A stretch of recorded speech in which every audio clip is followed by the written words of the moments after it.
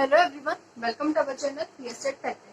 तो आज हम कंटिन्यू कर रहे हैं हमारे चाइल्ड डेवलपमेंट एंड पैडागोगी के सेशन को। इसमें हम डिस्कस करेंगे हमारा second topic, sorry third topic is there which is heredity and environment. इससे पहले जो हमारा फर्स्ट टॉपिक है चाइल्ड डेवलपमेंट एंड पैडागोगी का which is growth and development, वो हम कंप्लीट कर चुके हैं। तो सबसे पहले आज डिस्कस करते हैं कि हेरिडिटी और एनवायरनमेंट। हम इसमें कुछ इंपॉर्टेंट जो पॉइंट्स हैं उनको डिस्कस करेंगे, जिसमें से क्वेश्चन मोस्टली देखने को मिल जाते हैं। सीटेट टू पीटेट दोनों के लिए ये सेशन इंपॉर्टेंट होगा। और ये जो सेकंड टॉपिक है इसमें से क्वेश्चन जो देखने को मिलते हैं उन सभी को ध्यान में रखकर ही ये सेशन बनाया गया है। तो कंटिन्यू करते हैं। आज हम जो हमारा टॉपिक है पहले उसी से स्टार्ट करते हैं, which is heredity. Second topic, third topic is there heredity and environment.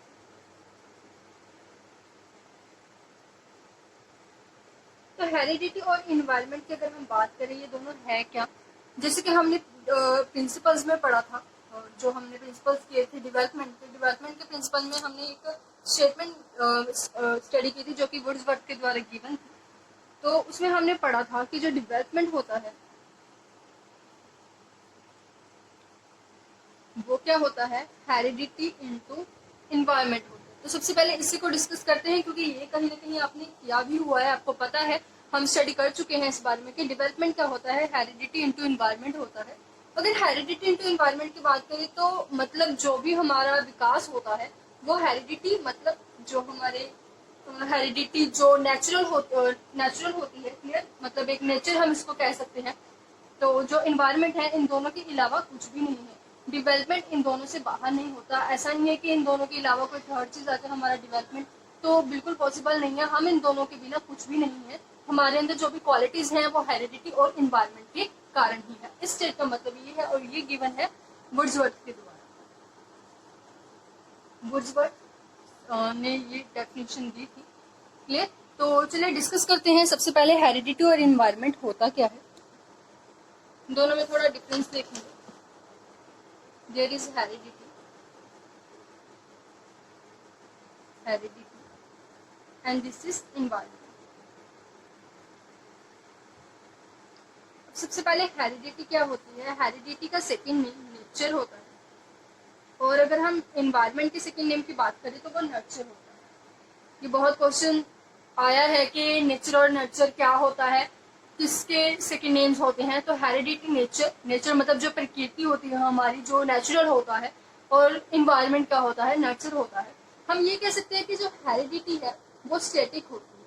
Static मतलब जिसमें कोई भी चेंज नहीं किया जा सकता, इसको हम स्थिर बोल सकते हैं कि इसमें चेंजेस नहीं होते, क्लियर। फॉर एग्जाम्पल जो हमारे जीन्स हैं वो ऐसे ही रहते हैं, लाइफ टाइम तक उसमें कोई भी चेंज नहीं होता।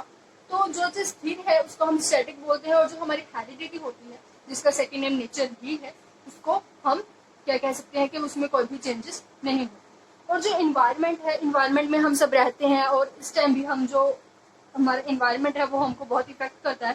तो जो इन्वायरमेंट है वो चेंज होता रहता है, तो इसे हम कह सकते हैं कि ये डायनामिक है। This is dynamic.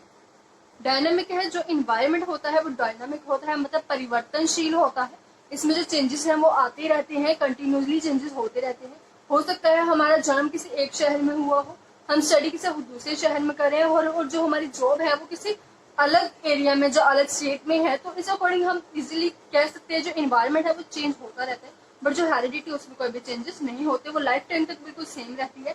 हेरिडिटी जो है वो हमारे, जो हम कह सकते हैं कि जो हमारे जीन्स होते हैं उनसे वो सब इसमें इंक्लूडेड होते हैं, और जो लाइफ टाइम तक बिल्कुल सेम रहते हैं, ठीक है।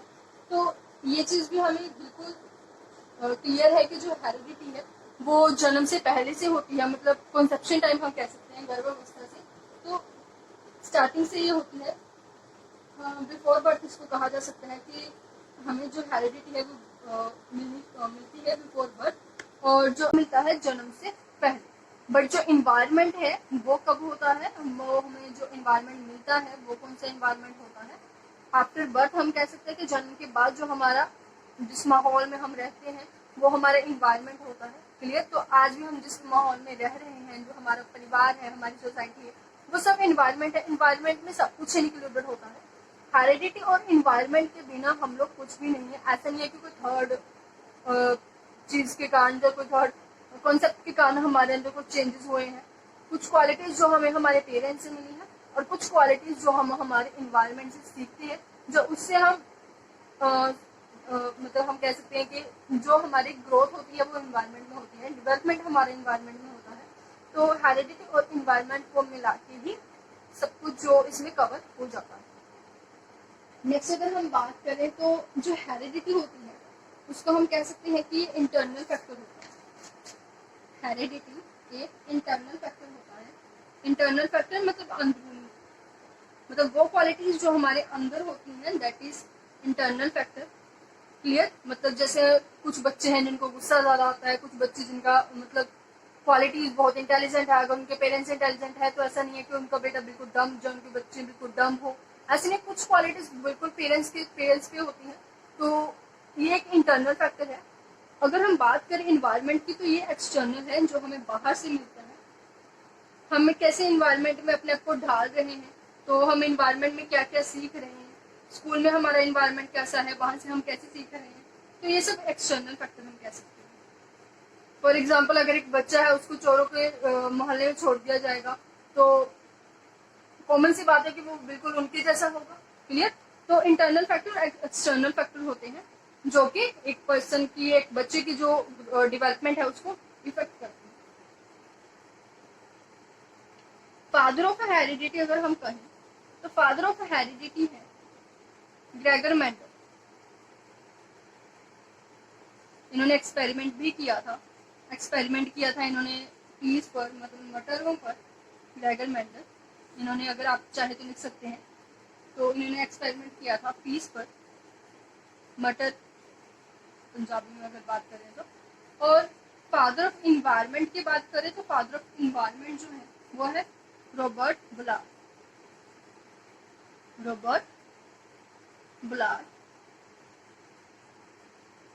तो ये कुछ बातें हैं जो हेरिडिटी और इन्वायरमेंट के बारे में हमको पता होनी चाहिए। तो मेन इंपॉर्टेंट चीज क्या है कि हेरिडिटी और इन्वायरमेंट, ये चीज दोनों ही बहुत इंपॉर्टेंट है। इन दोनों के अलावा जो डेवलपमेंट है वो ऐसा नहीं है कि हेरिडिटी ज्यादा इफेक्टिव है या फिर इन्वायरमेंट ज्यादा इफेक्टिव है। दोनों का प्रोडक्ट है, दोनों का प्रोडक्ट मतलब दोनों का इक्वल रूल है। तो चलिए डिस्कस करते हैं इसको। हम नेचर और नर्चर भी कहते हैं। नेचर और नर्चर को लेकर क्वेश्चन देखने को मिलता है। आगे अगर हम डिस्कस करें हेरिडिटी के बारे में, पहले हम डिस्कस करेंगे और उसके बाद डिस्कस करेंगे इन्वायरमेंट के बारे में। तो अगर हम बात करें, फर्स्ट पॉइंट हम कह सकते हैं, फर्स्ट टॉपिक हेरिडिटी। तो पहले हेरिडिटी के बारे में कुछ डिस्कस करते हैं। हेरिडिटी में सबसे पहले तो इसको हम बायोलॉजिकल फैक्टर बोल सकते हैं। बायोलॉजिकल, क्योंकि क्लियर है ये बायोलॉजिकल होता है और इसमें तो कोई भी डाउट नहीं है। जो हमारे जीन्स जो होते हैं वो इसमें इंक्लूडेड होते हैं। उसके कारण जो हमारा नेचर होता है, हमारी, हम कह सकते हैं कि हमारी बॉडी लैंग्वेज, हमारी फेस, हमारे हेयर, वो सब कुछ इसके कारण इफेक्टिव होता है।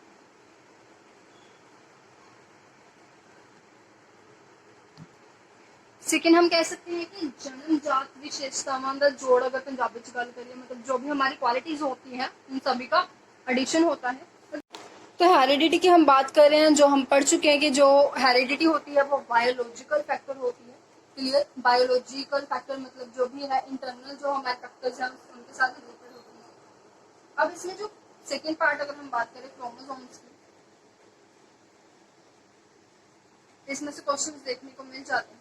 तो ये तो चीज क्लियर है कि क्रोमोसोम में टोटल जो पेयर होते हैं वो 23 पेयर्स होते हैं। जो 22 पेयर होते हैं वो बिल्कुल सेम होते हैं, जिसको हम ऑटोसोम भी कहते हैं। 22 पेयर्स होते हैं वो सेम होते हैं, फादर में भी मदर में भी, वो ऑटोसोम्स होते हैं। और जो 23rd पेयर होता है, लास्ट पेयर होता है, ये डिफरेंट होता है और ये इसको हम 6 क्रोमोसोम कहते हैं।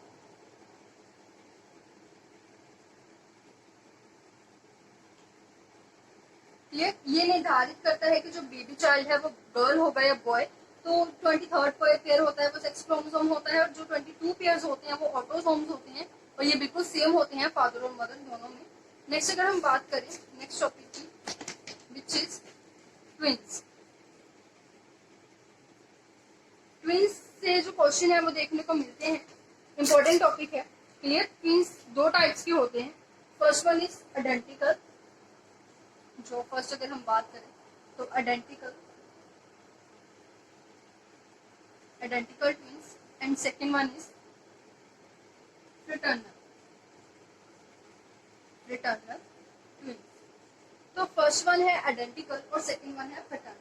अब दोनों में क्या डिफरेंस है? जो आइडेंटिकल होते हैं वो बिल्कुल सेम होते हैं, बिल्कुल हम इनको कह सकते हैं कि सिमिलर होते हैं एक दूसरे के साथ। इनमें जो 90% तक की सिमिलैरिटीज देखने को मिलती हैं। मतलब अगर दो बच्चे हैं तो ट्विंस हैं, अगर दोनों बिल्कुल उनकी जो फेस है, उनकी जो आदतें हैं, उनकी जो लुक है, सब कुछ एक दूसरे से बिल्कुल सिमिलर होता है। आइडेंटिटी का मतलब दो चीजों का बिल्कुल सेम होना, दोनों का रूप एक जैसा होना, समरूप हम बोल सकते हैं। फॉर एग्जाम्पल मेरे पास ये दोनों पेन है, ये दोनों पेन क्या है? समरूप है, दोनों की जो लुक है बिल्कुल सेम है। तो जिसका रूप बिल्कुल सेम होता है, लुक एक जैसी होती है, उसको हम क्या बोलते हैं? आइडेंटिकल बोलते हैं। तो इनका अगर हम बात करें तो ये या तो दोनों बेबी गर्ल्स होंगी या दोनों बेबी बॉयज होंगे, मतलब हम कह सकते हैं कि सेम सेक्स के होते हैं। क्लियर? नेक्स्ट अगर हम बात करें, इनको हम आइडेंटिकल का सेकेंड नेम मोनोजाइगोट होता है। मोनोजाइगोटिक मतलब बिल्कुल सेम होते हैं, इनकी कुछ आदतें हम कह सकते हैं सेम होती हैं, और इनके जो फेस होते हैं ज्यादातर वो भी सेम होते हैं। क्लियर? तो कह सकते हैं कि जो आइडेंटिकल है 90% तक वो क्या होते हैं? सिमिलर होते हैं, और उनका सेक्स मतलब दोनों या तो बेबी गर्ल्स होंगी या दोनों बेबी बॉयज होंगे। बट पैटर्नल में क्या होता है? पैटर्नल में डिफरेंट हमें डिफरेंस देखने को मिलता है। इसमें सिमिलैरिटीज हो भी सकती हैं, नहीं भी हो सकती, बट आइडेंटिकल में सिमिलैरिटीज होती हैं। इसमें 60 to 70% सिमिलैरिटीज होती हैं। क्लियर? बट हो सकता है दोनों के फेस एक दूसरे से मैच हो, ये भी हो सकता है कि ना हो। क्लियर? तो इसमें होने और दोनों ना होने दोनों के चांसेस हैं पैटर्नल में, बट आइडेंटिकल में 90% ये सिमिलर होते ही होते हैं। 100% इसमें जो सिमिलैरिटीज हैं, जो सेक्स सेम है वो हो गई, बट इसमें डिफरेंट भी हो सकता है। एक बेबी गर्ल हो ट्विंस में से और एक बेबी बॉय हो। क्लियर? तो इसमें जो डिफरेंट सेक्स के हम कह सकते हैं कि चाइल्ड है वो हो सकते हैं। नेक्स्ट अगर हम बात करें, इसे हम क्या कहते हैं? इसका अगर हम सेकंड नेम की बात करें तो वो क्या होता है? डाइजोक्टिक। मतलब डाइजोक्टिक का मतलब क्या है? डाई मतलब हम कह देते हैं कि दो अलग अलग। क्लियर? तो इसमें जो गुण है हो सकता है वो अलग हो, क्वालिटीज अलग हो, बट सेम भी हो सकती हैं और डिफरेंट भी हो सकती है। तो ट्विंस की जो दो टाइप्स हैं। क्लियर? आगे अगर हम बात करें कि ट्विंस जो है उससे जो क्वेश्चन है वो देखने को मिलता है, बट एक चीज का ध्यान रखिए, मोस्टली आइडेंटिकल में क्या होता है कि बिल्कुल हमें लगता है कि जीन्स भी सेम होंगे, बट दो अगर ट्विंस हैं, आइडेंटिकल ट्विंस हैं, तब भी हम ये नहीं कह सकते उनके जो जीन्स हैं वो सेम होंगे, क्योंकि बिल्कुल एग्जैक्ट सेम जीन्स आज तक दो पर्सन में कभी भी एक साथ नहीं मिलते। तो हम ये कह सकते हैं कि जो जीन्स है वो सेम नहीं होते दो पर्सन में। आइडेंटिकल में हो सकता है बिल्कुल सिमिलर हो, बट थोड़ा बहुत फर्क उसमें भी देखने को मिलता है। तो ये बिल्कुल भी हम कह सकते हैं कि सेम हमेशा नहीं होते, कभी भी नहीं होते। क्लियर? नेक्स्ट अगर हम बात करें तो ये हेरिडिटी है। हेरिडिटी में क्रोमोसोम्स, ट्विंस, क्लियर, ये सब हमने डिस्कस किया, और इनमें से क्वेश्चंस हमें जरूर देखने को मिलते हैं। आगे कंटिन्यू करते हैं। कुछ थ्योरीज हैं हेरिडिटी के लिए, उनको स्टडी करेंगे। तो थ्योरीज में आज हम कवर करेंगे, तो पहले थ्योरीज देखते हैं कौन कौन सी हैं हेरिडिटी को लेकर। चलिए स्टार्ट करते हैं। तो first one theory, I hope आप नोट्स जो है वो साथ साथ में बना रहे हो, थ्योरीज ऑफ हेरिडिटी। तो थ्योरीज की अगर हम बात करें हेरिडिटी की, तो सबसे पहली जो थ्योरी है वो हेरिडिटी के लिए कौन सी है? Biometric theory.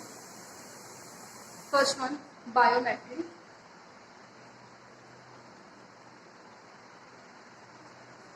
थ्योरी। तो बायोमेट्रिक थ्योरी की अगर हम बात करें, इसमें हम क्या स्टडी करने वाले हैं? सबसे पहले तो कुछ इंपॉर्टेंट 3 चीजें होती हैं जो हमें कोई भी थ्योरी करते हैं हमें माइंड में रखनी चाहिए। तो थ्योरीज करते हैं तो सबसे पहले तो हमें थ्योरी का नेम क्लियर होना चाहिए कि थ्योरी क्या है। आफ्टर दैट हमें ये पता होना चाहिए कि थ्योरी दी किसने है, राइटर या थ्योरी लिखी किसने है, जो थ्योरी है किस, फॉर एग्जाम्पल जो एक्सपेरिमेंट इस थ्योरी में किया जाएगा वो एक्सपेरिमेंट किसने किया है, उस पर्सन का हमें नाम भी पता होना चाहिए। थर्ड वन, जो कॉन्सेप्ट है वो अच्छे से क्लियर होना चाहिए। जैसे this one is biometric theory. Biometric theory किसके साथ रिलेटेड है? हेरिडिटी के साथ रिलेटेड है। अगर हम बात करें तो बायोमेट्रिक थ्योरी दी किसने है? This is given by Francis Galton. Francis Galton. तो ये जो थ्योरी है वो गिवन है सर फ्रांसिस गाल्टन की तरफ से। तो इस थ्योरी को स्टडी करने से पहले जो मेन इंपॉर्टेंट थिंग्स है वो हमें दिखाई दे रही है कि ये थ्योरी किसके साथ रिलेटेड है? हेरिडिटी के साथ रिलेटेड है। अगर बात करें ये थ्योरी कौन सी थ्योरी है? बायोमेट्रिक थ्योरी है। थर्ड वन, ये किसने दी है? Francis Galton. अब ये जो लास्ट कॉन्सेप्ट है जो हमें पता होना चाहिए कि इस थ्योरी में है क्या, कॉन्सेप्ट क्या है। तो उन्होंने कहा था उनके अकॉर्डिंग के पहले थोड़ी डेफिनेशन लिखते हैं, डेफिनेशन से आपको अच्छे से क्लियर हो जाएगा। तो ये डेफिनेशन तो आप अच्छे से क्लियर कर ही लेंगे कि जो क्वालिटीज होती हैं, जीन्स होते हैं, वो सिर्फ पेरेंट्स पे नहीं होते, वो हमारे ग्रैंड पेरेंट्स से मतलब आगे के आगे जो ट्रांसफर होते रहते हैं। फॉर एग्जाम्पल, हम में कुछ क्वालिटीज हमारे पेरेंट्स की हैं, कुछ क्वालिटीज हमारे ग्रैंड पेरेंट्स की हैं, कुछ क्वालिटीज हम में हमारे जो ग्रैंड पेरेंट्स होते हैं उनके भी हमें देखने को मिलती है। क्लियर? तो इसलिए हम कह सकते हैं कि जो हेरिडिटी होती है, वो जो जीन्स की जो क्वालिटीज हमें ट्रांसफर होती है वो ओनली पेरेंट्स की नहीं होती, वो आगे जो हमारे ग्रैंड पेरेंट्स हैं, ग्रैंड पेरेंट्स हैं, दूर के हम कह सकते हैं कि रिश्तेदार जो कि पूर्वज उन पे भी डिपेंड करती है। अगर बात करें तो ये बुक कौन सी बुक है जिसमें ये थ्योरी गिवन थी? That is heredity genius. Heredity genius. अगर बात करें तो उन्होंने हेरिडिटी जीनियस में अपने इस थ्योरी को अच्छे से डिफाइन किया था। तो सबसे पहले इसके लिए एक टेबल लेते हैं। टेबल से आपको अच्छे से सारे डाउट क्लियर हो जाएंगे कि इस थ्योरी में है क्या। चाइल्ड है, चाइल्ड की अगर हम बात करें उसकी जो हेरिडिटी की जो भी क्वालिटीज थ्रू हेरिडिटी उससे प्राप्त होती हैं, थ्रू जीन्स हम कह सकते हैं, तो वो फादर और मदर से होती है। फादर और मदर से। पर हम ये नहीं कह सकते कि फादर और मदर से 100% क्वालिटीज जो बच्चे में है वो सिर्फ फादर और मदर की होती है। 25% जो फादर की क्वालिटीज है, फादर की गुण है, क्लियर, वो बच्चे में होते हैं, और 25% ही हम कह सकते हैं कि मदर के साथ वो रिलेट करता है। तो जो हेरिडिटी है वो 25% चाइल्ड में होती है और 25% मदर की हेरिडिटी वो चाइल्ड में देखने को मिलती है, और जो बाकी का 50% है वो डिपेंड करता है ग्रैंड पेरेंट्स पे। और ये जो बाकी का 50% अगर हम इसकी बात करें तो ये हम कह सकते हैं कि नाना नानी और दादा दादी। जो बाकी का 50% है वो दूर के रिश्तेदार, मतलब जैसे हमारे ग्रैंड पेरेंट्स हो गए, नाना नानी या दादा दादी, उन पे डिपेंड करती है। और इसमें से भी पूरा 50% नहीं होता, इसका जो 50% है, 25% है मेरे कहने का मतलब, उसको छोड़ के जो बाकी का 25% है, जैसे 25 का अगर हम हाफ कर दे तो हमारे पास कितना रह जाएगा? 12 में से 6.25% अगर हम देखें नाना से हेरिडिटी उसका मैच करता है, और 6.25% नानी से उसका हेरिडिटी मैच करता है। सिमिलरली ये होता है 6.25 और 6.25। तो इन सबको मिला के हमारे पास 25% हो जाएगा, जो कि ग्रैंड पेरेंट्स पे डिपेंड करता है। आफ्टर दैट अगर हम बात करें जो बाकी का 25% है वो डिपेंड करता है ग्रैंड पेरेंट्स पे, मतलब जो आगे के हमारे पूर्वज होते हैं, ग्रैंड पेरेंट्स। और आगे ये कॉलम ऐसे ही चलता रहता है, ज्यादा लेंथ में क्वेश्चन नहीं आता, यहाँ तक क्वेश्चन आने की संभावना होती है, तो यहीं तक करेंगे। बट आपको ये पता होना चाहिए कि जो बाकी का आगे हम कह सकते हैं 25% रह जाता है वो ग्रैंड पेरेंट्स के ऊपर डिपेंड करता है। उसके बाद वो भी पूरा 25 नहीं होता, इसका हाफ अगर हम देखें 12% और 12%, ठीक है। और जो बाकी का 12% होता है वो आगे ग्रैंड पेरेंट्स पे, मतलब इस तरीके से जो टेबल कंटिन्यूसली चलता रहता है। सो अगर आपसे क्वेश्चन पूछा जाए कि जो हेरिडिटी है चाइल्ड में वो मदर और फादर से कितनी इफेक्ट होती है, तो मदर और फादर दोनों के मिला के 50% होगी, बट ओनली अगर फादर देखें या ओनली मदर देखें तो वो 25% रहने वाला है।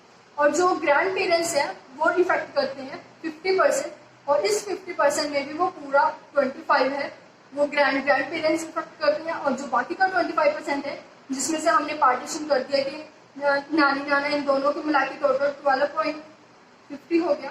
क्लियर? और जो हमारे ये ग्रैंडफादर ग्रैंडमदर है ये भी 12.50, मतलब ऐसे ये पार्टीशन चलती रहती है जैसे कि मैंने आपको बताया। तो ये जो थ्योरी है ये बायोमेट्रिक थ्योरी है। बायोमेट्रिक थ्योरी में हमें ये चीज क्लियर की गई है कि जो भी हमारी हेरिडिटी है वो ओनली पेरेंट्स पे डिपेंड नहीं करती, वो हमारे ग्रैंड पेरेंट्स मतलब स्टार्टिंग से ये चलता आ रहा है। और जो क्वालिटीज है हमें मोस्टली देखने को मिलता है कि बच्चे की क्वालिटी सिर्फ हम कह देते हैं कि ये तो बिल्कुल अपने दादा जैसा है, जिसकी नेचर बिल्कुल दादी जैसे, इसका फेस इसके ग्रैंडफादर से मिल रहा है। तो जो हेरिडिटी है वो इस तरीके से स्टेजेस में डिवाइड की हुई है। अगर हम बात करें क्वेश्चन जो है फर्स्ट और सेकंड स्टेज से देखने को मिल सकता है। अगर पूछा जाए कि grand parents, only grand parents कितने % हेरिडिटी है जो ग्रैंड पेरेंट्स इफेक्ट करते हैं चाइल्ड के लिए, तो वो हमारे पास रहने वाला है 25%। अगर ओवरऑल पूछा गया है, क्लियर, अगर ओवरऑल फादर एंड मदर दोनों के लिए पूछा गया, फादर मदर, तो हमारे पास आंसर रहेगा 50%। अगर स्पेशली कहा गया है कि ओनली फादर, जो ओनली मदर के लिए कितना होगा, तो 25%। क्लियर?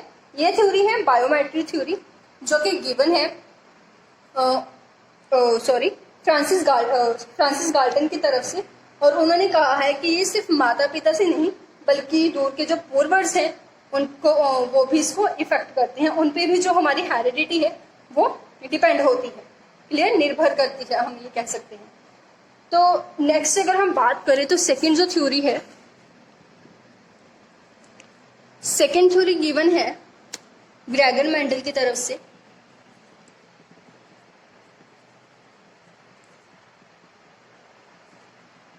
ग्रेगर मेंडल में हमने पढ़ा ही था कि जो ग्रेगर मेंडल है उनको फादर ऑफ हेरिडिटी भी कहा जाता है।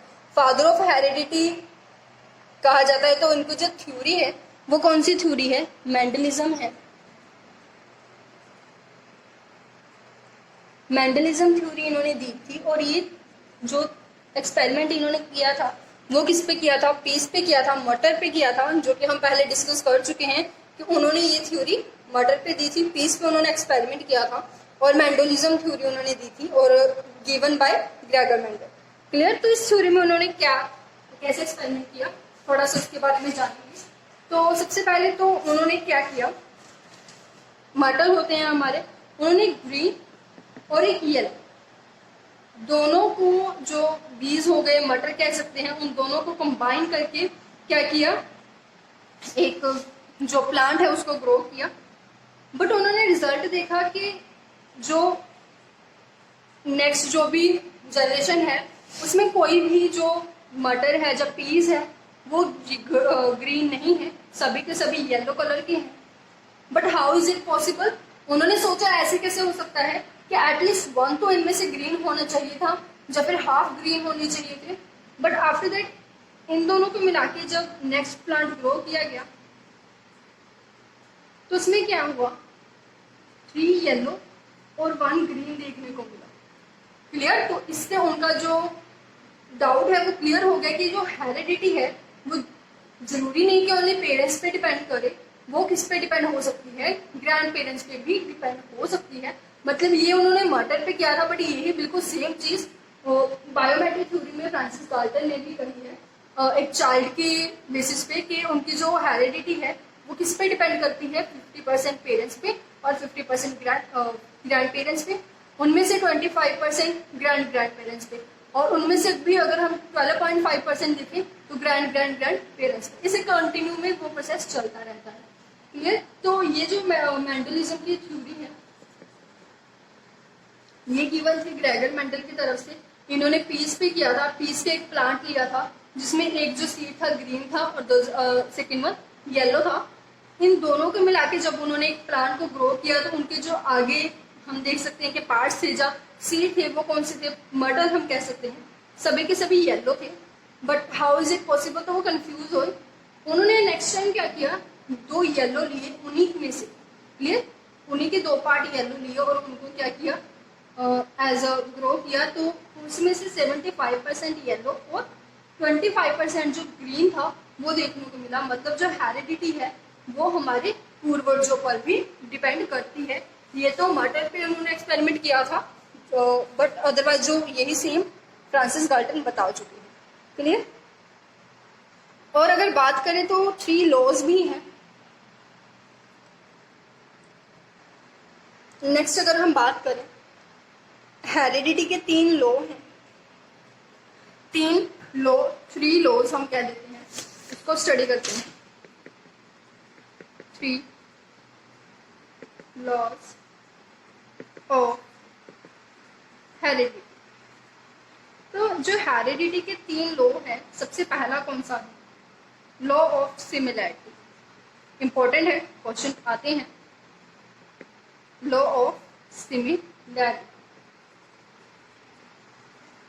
क्लियर। तो सेकंड लॉ अगर हम बात करें वो कौन सा है? Law of variation. एक एक को समझेंगे कि इनका मतलब क्या है। थर्ड अगर हम बात करें, थर्ड लॉ कौन सा है? Law of regression.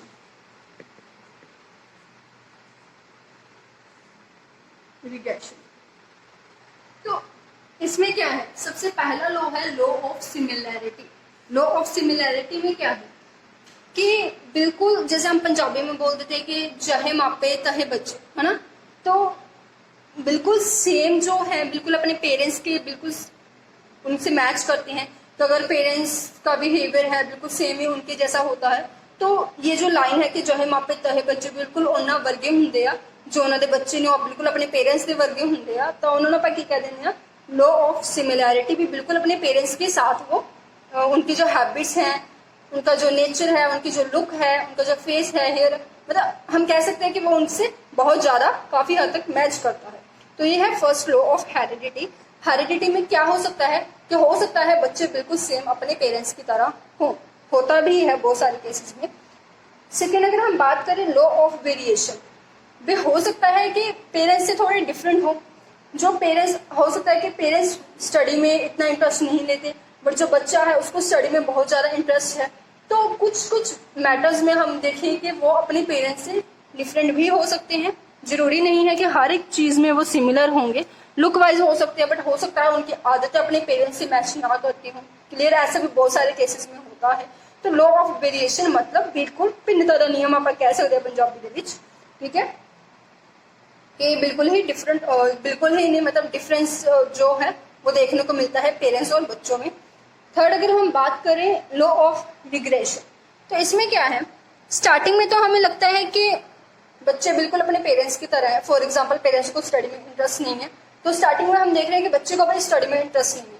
But after that क्या होता है, उसको इन्वायरमेंट इफेक्ट करता है जो कुछ इस तरीके से इन द फ्यूचर क्या है वो स्टडी में इंटरेस्ट नहीं लगता है, और वही उसको मतलब बहुत ज्यादा इंटरेस्ट होके वो अपना चेंज हो जाता है बिल्कुल पूरी तरह से। मतलब स्टार्टिंग में हमें लगता है कि ये अपने पेरेंट्स की तरह है, बट कुछ चेंजेस आते हैं उसमें, और आफ्टर दैट वो चेंज हो जाता है। जो वो चेंज आने के बाद जो हैबिट्स होती हैं, जो आदतें होती हैं, वो उसके पेरेंट्स से मैच नहीं करती, मतलब चेंज आ सकता है।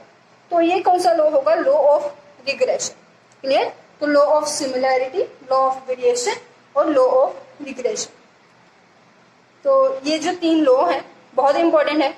हेरिडिटी के 3 लॉज आज हमने स्टडी किए हैं, और हमने स्टडी किया है कि थ्योरीज 2 थ्योरीज की हैं। हेरिडिटी की टॉपिक को ही कल कंटिन्यू करेंगे, और जो इन्वायरमेंट है उसको भी कल इसी टॉपिक में कंप्लीट कर दिया जाएगा। काफी हद तक आपका जो टॉपिक कल कंप्लीट हो जाएगा। बहुत छोटा सा टॉपिक था हेरिडिटी एंड एनवायरनमेंट। तो आफ्टर दैट इनके जो एमसीक्यूज हैं वो सॉल्व करेंगे और नेक्स्ट टॉपिक स्टार्ट करेंगे। क्लियर। तो ये ज्यादा लंबा नहीं चलने वाला, एटलीस्ट 1 और 2 दिन और लगेगा इस लेक्चर पे, इस टॉपिक पे। तो आज सबसे पहले अगर हम ओवरव्यू देखें कि आज हमने क्या डिस्कस किया है, तो आज हमने डिस्कस किया कि सबसे पहले तो जो हेरिडिटी और इन्वायरमेंट है उन दोनों में डिफरेंस क्या है। सबसे पहले हमने पढ़ा कि हेरिडिटी और इन्वायरमेंट दोनों में डिफरेंस क्या है। हेरिडिटी स्टैटिक होता है, एनवायरनमेंट डायनामिक होता है। क्लियर। हेरिडिटी को हम नेचर बोलते हैं, नेचर इसका सेकेंड नेम हम कह सकते हैं, और इन्वायरमेंट का जो सेकेंड नेम है वो है नर्चर। क्लियर। जो हेरिडिटी है वो बिफोर बर्थ मतलब जन्म से पहले होती है, जो इन्वायरमेंट है वो आफ्टर बर्थ मतलब जन्म के बाद हमें मिलता है। नेक्स्ट अगर हम बात करें जो हेरिडिटी है उसके फादर कौन है, ग्रेगर मेंडल। और जो इन्वायरमेंट है उसके फादर कौन है, उसके फादर रॉबर्ट। और जो इन्वायरमेंट है उसके फादर हम क्या बोल सकते हैं, वो कौन है, रॉबर्ट बुलार। क्लियर। तो ये कुछ डिफरेंसेस थे जो हमने हेरिडिटी और इन्वायरमेंट में पढ़े। जो स्टेटमेंट हम प्रिंसिपल ऑफ डेवलपमेंट में भी करके आए हैं कि जो डेवलपमेंट होता है वो किसके इक्वल होता है, हेरिडिटी इनटू इन्वायरमेंट। मतलब हेरिडिटी और इन्वायरमेंट दोनों का प्रोडक्ट होता है डेवलपमेंट। हेरिडिटी और इन्वायरमेंट के बिना हम कुछ भी नहीं है, पूरा डिटेल में हम डिस्कस कर चुके हैं इस चीज को। तो नेक्स्ट अगर हम बात करें, इसके बाद हमने क्लियर किया था कि जो हेरिडिटी है वो क्या है, हेरिडिटी के बारे में डिटेल में पढ़ा था। सबसे पहले तो हमने देखा कि हेरिडिटी एक बायोलॉजिकल फैक्टर है। उसके बाद हमने जो क्रोमोसोम्स हैं उसके बारे में स्टडी किया कि जो 23 पेयर्स होते हैं, 23 में से 22 पेयर्स सेम होते हैं। क्लियर। और उन 22 पेयर्स को हम क्या बोलते हैं, ऑटोसोम बोलते हैं। और लास्ट जो 23rd पेयर होता है उसको हम क्या बोलते हैं, सेक्स क्रोमोसोम बोलते हैं। क्लियर। उसके बाद हमने ट्विंस के दोनों टाइप्स को कवर किया, which is identical and fraternal. जो आइडेंटिकल है वो बिल्कुल सिमिलर होते हैं। क्लियर। उनको मोनोजाइगोटिक भी बोला जाता है, मतलब उनमें 90% सिमिलरिटी देखने को मिलती है। दोनों जो बच्चे होते हैं, दोनों बेबी गर्ल्स या फिर दोनों बेबी बॉय होंगे।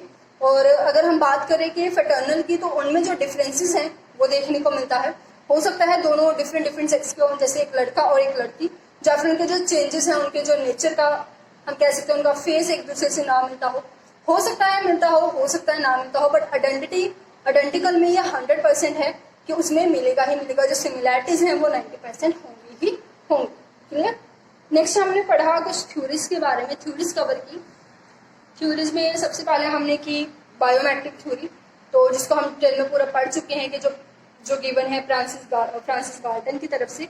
और उन्होंने कहा कि ये जो थ्योरी है वो ये बताती है कि जो हेरिडिटी है, बच्चे हेरिडिटी के मामले में ओनली पेरेंट्स पे डिपेंड नहीं करते, वो कहीं ना कहीं अपने जो ग्रैंड पेरेंट्स होते हैं, ग्रैंड पेरेंट्स जिसको हम पूर्वज बोल देते हैं, क्लियर, उन पे भी डिपेंड करते हैं।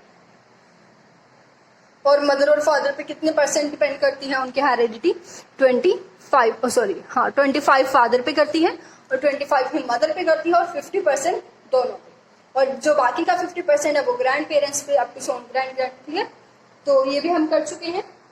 जो ग्रेगर मेंडल है, ग्रेगर मेंडल उन्होंने थ्योरी दी थी मेंडलिज्म, जो कि उन्होंने पीस पे एक्सपेरिमेंट किया था, मटर पे एक्सपेरिमेंट किया था। तो उनका भी यही रिजल्ट था कि जो हेरिडिटी है उसके लिए ओनली पेरेंट्स रिस्पॉन्सिबल नहीं है, ग्रैंड पेरेंट्स के ऊपर भी वो डिपेंड करती है। उसके बाद 3 लॉज किए हमने, जो 3 लॉज ऑफ हेरिडिटी है उसको कल अच्छे से हो सके तो डिटेल में करेंगे, अदरवाइज कल हेरिडिटी और इन्वायरमेंट टॉपिक क्लियर हो जाएगा आपका। और जो 3 लॉज थे हमारे, पहला लॉ था law of similarity. Law of similarity की बात करें तो बिल्कुल सेम अपने पेरेंट्स की तरह होते हैं बच्चे। सेकेंड लॉ ऑफ वेरिएशन, मतलब डिफरेंट होते हैं अपने पेरेंट्स से। और लॉ ऑफ रिग्रेशन, मतलब पहले सेम होते हैं बट बाद में उनके नेचर में जहाँ बिकॉज ऑफ इन्वायरमेंट कुछ चेंजेस आने लगते हैं, सो उनका जो नेचर है वो डिफरेंट हो जाता है। क्लियर। तो ये जो कुछ 3 लॉज हैं वो किए हमने। तो आज के लिए बस इतना ही, कल कंटिन्यू करते हैं और कंप्लीट करेंगे अपने इस टॉपिक को। चलिए कल मिलते हैं फिर नेक्स्ट क्लास के लिए। Thank you.